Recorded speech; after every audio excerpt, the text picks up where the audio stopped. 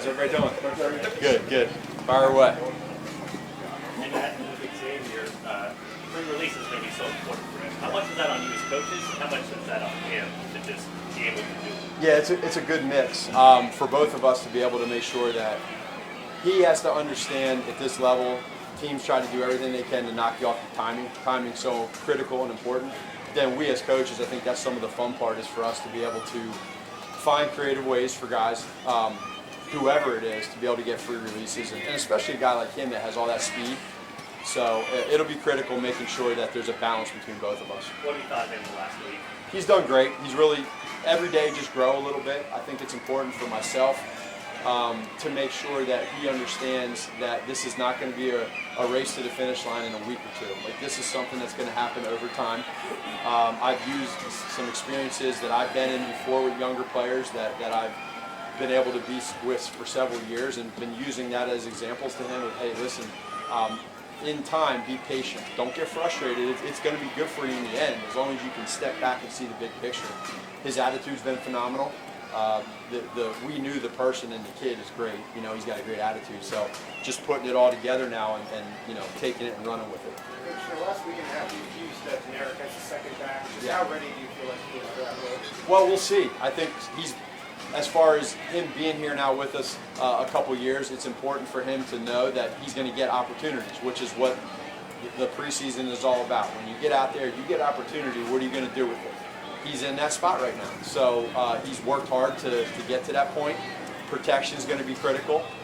We saw last year when he came into here what he was able to do in the pass game, 7-on-7, OTAs. Now we got to step it up. More than anything, mentally, where are you at? Can you be able to know that we're going to be able to trust you in protections and then making your assignments work? Matt, last year, you know, penalties were obviously one of the issues on offense. You had a lot of penalties, especially the offensive line. How do you feel like, in retrospect, that did kind of hamper things last year? And how do you think what? I'm sorry. How do you feel like the penalties hampered things last year on the offense? And how have you seen the improvement, especially with Juwan and some of the technique things that he's doing? Right. So it was something where, for us, we knew that there was the issue with JT with some of the false starts and the alignments, and it became a big deal. Penalties that you have set you back. So you're looking at second and long, you're looking at first and long, you're looking at creating a first down on third down or a big play in the red zone, and now all of a sudden you got to reset and do it again. Our guys are aware of that, but we don't. I think going into a new season, it is just that, it's a new season, and we make sure that we focus in and lock in on the fundamentals of being smart and staying away from penalties. But they're going to happen, but it can't be repetitive like they were last year. We got to stay away from that, and if we do that, we stay positive with the yards, we think we can be pretty good on offense. And have you seen improvement from Juwan as far as his changing technique? What's that? Have you seen an improvement from Juwan? Yeah, I think so. I think there's been a good improvement for him with, you're not seeing it right now. Now we'll see when we get in the game, but he's probably locked in a little bit himself as well and making sure that we don't get into that pattern of the false starts. But he's done great with it, and I think in general, now today we did some backed up situational stuff, and so it's emphasizing the cadence backed up. What do you think so far, what you've seen on left tackle? You know one, you know a little bit more, but now you're a couple weeks into this. So far, it's a healthy competition. I think the guys have had great attitudes. Again, I'm going to keep going back to that word opportunity. We next several weeks here, they're going to get opportunities to prove who should be that guy at left tackle. What puts you over the edge to win the job, and what is the quality of it? It's incremental. It's not one play. So if a guy goes out and has a great play in a protection or in the run game, he's got to do that over and over again. Consistency. So if you can be consistent with doing what we're looking for, what Coach Heck and Corey Matei are teaching, what Coach Reed wants schematically, you can do that consistently. It's never going to be perfect. They're both young, and we understand that. And I think we're all lucky and fortunate that we have a quarterback in Patrick that has a phenomenal pocket awareness, especially at left tackle on your blind side.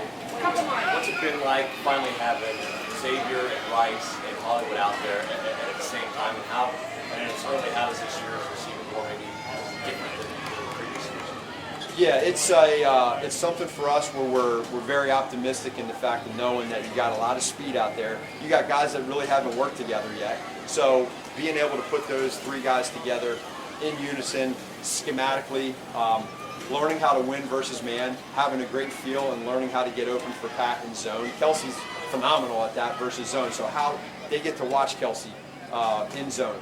So it's important that the three of those guys get together and we can just kind of move them around like different pieces to the puzzle, and then they got to make plays. And I think the one thing that you see from all three of those guys is they got phenomenal tracking ability of the ball when it's in the air.